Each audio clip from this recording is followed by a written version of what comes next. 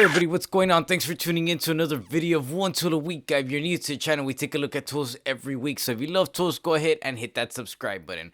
First of all, thank y'all very much. We finally hit 11,000 subscribers, so you know what that means. I'll be giving away a Veto Pro Pack Tech Pack backpack. So with that being said, guys, I'll be giving it away next week. So go ahead and leave your comments in the video below, and also make sure y'all go to the other videos and comment. Let me know what trade you're in and why you would like to take a Veto Pro Pack backpack shipped to you, or win-win. So with that being said, let's get to it. This week we're going to be taking a look at these babies right here. Let's go ahead and zoom in and see what we got. So these are going to be the Wicked 1/2 and 3/4 copper pipe cleaners, and this is how they're going to be shipped with. So as you can tell, this one's going to be the 1/2 and this one's going to be the 3/4. So let's go ahead and open it up and see what we got. So it's going to come in this little section. Let's pull this puppy out, and you're going to get some instructions. So let's put this casing back together.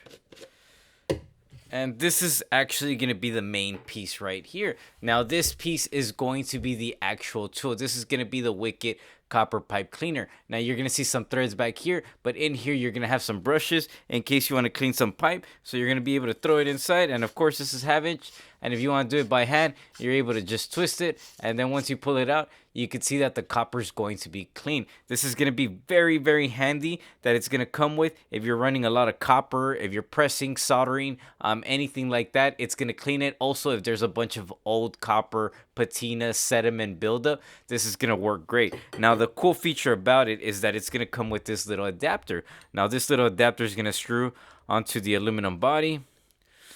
And once you connect it to this, you're going to be able to connect your impact. Let me see if I can zoom out. You're going to be able to connect your impact, slide it in there, and there you go. So after that, you're just going to twist it,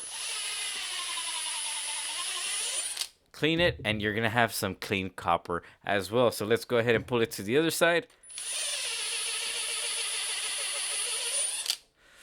And you see that it cleans the copper very, very nice. So again, guys, you could remove it, this back piece right here, and you're going to be able to do it by hand, or you connect it and use it with the impact. You're going to have a small little retaining clip that you can remove and replace the brushes if you want to. It is also going to come with a fitting brush. That way you can connect it and clean all your fittings if you're soldering.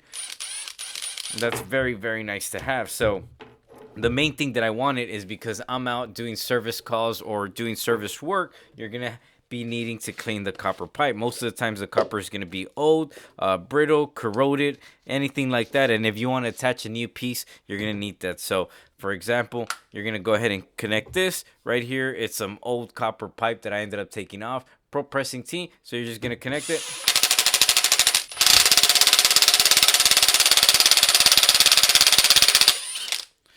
And you're going to see that it left it super, super clean. So it's very nice to have, very handy. Again, this is